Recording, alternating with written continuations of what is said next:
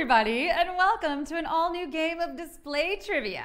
I'm your host, Sarah Pribis, and wow, what a day we are having over here at Display Headquarters in New York City. It might feel like just another boring Wednesday, and friends, that's because it is. It is just another boring midweek day, and that is what makes it so special. No more looking for future things to celebrate. Let's enjoy life right now as it is. Let's celebrate the mundane. Here's to you, plain white crew socks. You get the job done day in and day out. And here's to you, sensible glass of water. Sometimes you're just the thing that hits the spot. The most boring thing of all, rules. But you know we need them to make the game work, so here they are. You'll have 10 seconds to answer 10 questions each. When the question appears on your screen, choose carefully, because once you tap, there's no going back. If you get one wrong, though, just keep playing, okay? We love having you here. Make sure you're connected to Wi-Fi and that you're holding your phone vertically. Your winnings will appear in your display bank account if you're actively posting and have your profile all set up and ready to go. Speaking of ready to go, that's what I'd like to make sure all of you are. So let's test the waters. For no points at all, tell me, would you rather stick to the script, stick up for the little guy, or stick it to the man? Let's see. All I have to say is that is a lot of stick. And I hope someone has Clorox wipes ready to clean it up afterwards. I have babysat for a lot of toddlers, a lot. And those wipes, those are magic. Those will get the stick off. All right, 37% of you say stick it to the script, stick to the script. 37% stick up to the guy. All right, okay, well, I don't know about you. I'm ready to make the ordinary extraordinary. Let's go. It's time for display trivia.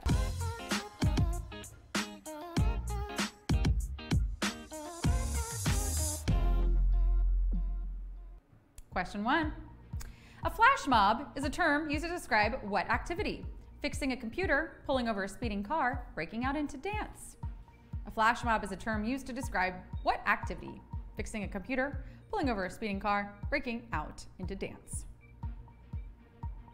Now, a flash mob sounds a lot scarier than it actually is. Anytime I hear the word mob, I picture that scene in Beauty and the Beast where Gaston leaves the village people to storm the Beast's castle. But a flash mob isn't like that at all. A flash mob requires a lot of rehearsal. I mean, that's not to say that an angry mob of village people doesn't. No, those people have a dedicated rehearsal schedule as well. If you want to be in the mob, well then you need to show up ready to sweat. No flip-flops and no gum chewing. A 5, 6, 7, 8, that's right. A flash mob is a choreographed dance in the middle of a public space, usually involving a large number of people. But the most important rule, it's always gotta be right where I'm walking, right there. 88% of you got that. Question 2. Which of the following words is not a pronoun? They, she, octopus. Which of the following words is not a pronoun? They, she, octopus. We're asking you about pronouns here. I mean, there is a lot of talk about pronouns these days. And I think this is great. People should be able to choose the words that make them feel the most themselves. What I am curious about, though, is what about articles? You know, the parts of speech like the, a, and. You know, while pronouns are having their moment, what about these guys? They must be feeling pretty left out of the conversation. Which is why I've taken it upon myself to add as many articles to my the sentences as is possible, okay? A lot of different pronouns you'll hear people using are she, her, he, his, they, them, some combination of those. But the one that I don't think you'll see anytime soon is octopus. 93% of you got that. They will move on. Question 3. What is a popular cocktail made using rum? Mojito, margarita, Manhattan. What is a popular cocktail made using rum? Mojito, margarita, Manhattan. It's always about the popular cocktails. Mojito, margarita, and Manhattan are the worst girls at Woodsman High. Their dads are top shelf, and they think that makes them better than everyone else, always picking on the uncool kids like hot toddy and mulled wine. And margarita is the worst of them all. I am talking ice cold and even salty. Manhattan is pretty bitter too, and mojito is a little sour, but you get the 3 of them together and they'll really stir something up. For cocktails that don't use any habanero infusions, they can be pretty spicy. But of the 3, mojito is the only one here traditionally made with rum. 87% of you got that. Question 4. Feet that turn inward are usually described using what bird? Emu, pigeon, turkey. Feet that turn inward are usually described using what bird? Emu, pigeon, turkey. Inward turned feet are usually described using this bird, but feet that turn out, 9 times out of 10, those feet are ready to do some ballet. And ballet, very easy. I cannot overstate how easy ballet is because you only have to learn 5 positions for your feet. And once you got that, well, you are ready for your solo in Swan Lake, baby. There's first position, second position, third position, fourth position, and fifth position. Only 2 more positions than in baseball. That's what baseball uses, right? Positions? Okay. Look, the only teams I've seen compete in any sport are the Sharks and the Jets, so it's not really my area. But I do know that feet that are inclined to turn in are usually referred to as pigeon. But once you turn those babies out, you are ready for Swan Lake. 91% of you got that. Question 5. All of the following can be used as a sugar substitute except monk fruit, nutritional yeast, stevia. All of the following can be used as a sugar substitute except monk fruit, nutritional yeast, stevia. A substitute's basically just a thing that stands in or takes the place of another, right? Similar thing to just like a substitute teacher at school, except, wait, those weren't just like teachers. They were better than teachers. When a sub came in, oh man, that meant no work, just movies. If it was American history, you watched Forrest Gump, Spanish class, El Rey Leon, baby. The only one I didn't get was The Passion of the Christ for science. I mean, I did go to a hardcore Bible school, but other than that, everything was super normal.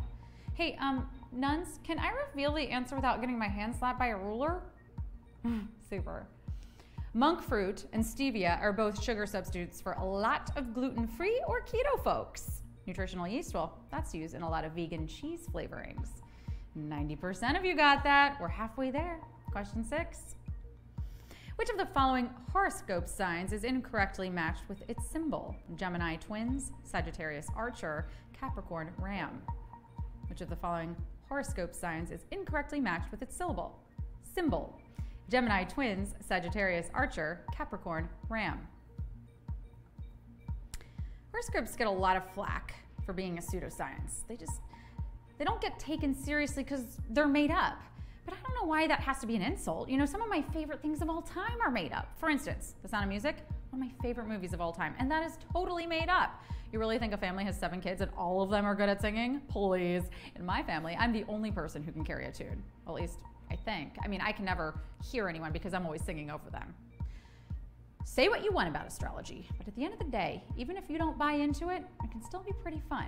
And the only inaccurate pairing here is Capricorn, who is actually a sea goat. See? Totally real. 78% of you got that. Question 7. Which of the following diseases is not considered eradicated by the World Health Organization? Measles, smallpox, rinderpest. Which of the following diseases is not considered eradicated by the World Health Organization? Measles, smallpox, rinderpest. An eradicated disease is one that is no longer considered a threat. Basically, the World Health Organization, or the WHO, has labeled a few of these illnesses as dead to me. But is that really fair? Should we really listen to the WHO? I mean, sometimes you hear really nasty gossip about someone and then you meet them and it turns out all lies, like polio. Yeah, we've heard it can cause paralysis, but like, how do we really know? I'd like to take that little polio out on a date, maybe. Show her a good time. I bet she's a real nice girl before she gives you a raging fever. Only some strains of polio are considered eradicated on a global scale, but the only 2 the WHO are no longer worried about are smallpox and rinderpest. 79% of you got that. Bravo. Question 8. The ancient society that invented a form of bowling was responsible for what other invention? The weekend, toothpaste, gunpowder. The ancient society that invented a form of bowling was responsible for what other invention? The weekend, toothpaste, gunpowder. Okay, big deal. So what? They made up a game. The neighborhood kids and I in the cul-de-sac also invented quite a few of our own games, and they were all just harmless fun. Oh, let's see. Oh my goodness. There was Chase Ted, and there was Capture Ted. And then there was throw rocks at Ted and make Ted pay for his crimes against women. You know, just kids being kids. Oh, I should mention, Ted was an actual murderer who the FBI had been chasing for years. And when they found out the kids of Glenwood Springs had tracked him down, they gave us all a very special prize. That's right, witness protection. They even told us not to brag about it, but you know, it's just so exciting. Anyway, the game was bowling, first invented by the ancient Egyptians, who also very generously gave us toothpaste. 88% of you got that, or you tuned into the pre-show. I love it. Question 9. Which of the following devices would be used to concoct a poultice? Pipette, mortar and pestle, burette. Which of the following devices would be used to concoct a poultice? Pipette, mortar and pestle, burette. Now, I'm no recipe maven, so I'm probably not the person to talk about concocting a poultice, but I have this killer buffalo chicken dip that you would not believe, and it is so simple to make. Okay, so just buy all the ingredients, prep your crock pot, and then tell your boyfriend to make it for you if he ever wants to see his dog again. Penny is his best friend and a feisty little lab mix. Surely he'd rather have to spend a few hours in the kitchen than live without her forever, right? Right, Mike? Say I'm prettier. A poultice is a healing mixture, usually made of crushed up herbs and applied to the skin. A mortar and pestle is your best bet for crushing. It is. But look at 82% of you heading into 10. Talk about crushing. It's time for the final question.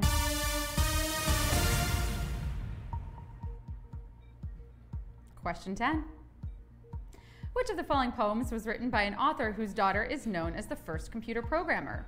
The Wasteland, Don Juan, Ode to a Nightingale. Which of the following poems was written by an author whose daughter is known as the first computer programmer? The Wasteland, Don Juan, Ode to a Nightingale. Yeah, you heard that right. His daughter was the first computer programmer. Big shout out to all my ladies in STEM. STEM is short for science, technology, engineering, and math. But it's also that thing that you pluck when you want a pretty little flower. Okay, now I'll use this flower for some science. He loves me not. He loves me, he loves me not. Well, there has got to be an easier way than this.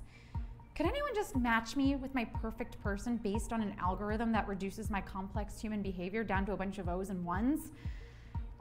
Ada Lovelace could, because she was the daughter of poet Lord Byron and wrote out what is considered by many to be the first computer program. Oh gosh, and I can barely get caught up on my email. I really should circle back to that. Don Juan is it. 73% of you got that. Well done on a Wednesday. Oh, how did you do? Shout out those scores. I'm so impressed. You came, you slayed, you displayed your knowledge, and you are gonna get paid. Stay active in the app.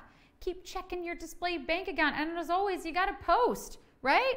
All right, we had 335 users win tonight. That's incredible. That's a lot. Y'all are some smarty pants over here. Gary got an 8 out of 10. Most Arrow got a 9 out of 10. Fax Guru coming through with a 10 out of 10. Hey, G-Band, good to see you. No, China Thug Mortar and Pestled that. Oh, Ella Madness got a 6 out of 10. All right, I love these scores. We're the winners. I only saw one winner so far. Iris MMM got a 6 out of 10. Friends, listen. You came in here, you did your best on a Wednesday. Tim Dozer, 7 out of 10. There we go. 9 out of 10 to Hugsy. Oh no, not on Don Juan. That was the last one.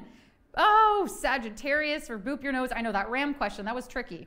We got Bite Me, got a 7 out of 10. Jenny Girl got 9. Oh man, y'all did so good. I'm so impressed. Well, if anybody wants that extra help, remember, I do that during our 7:30 pre-show. Okay, I give away an answer to question 8. So if you need that, tune in then. And until next time, I'll see you then on display.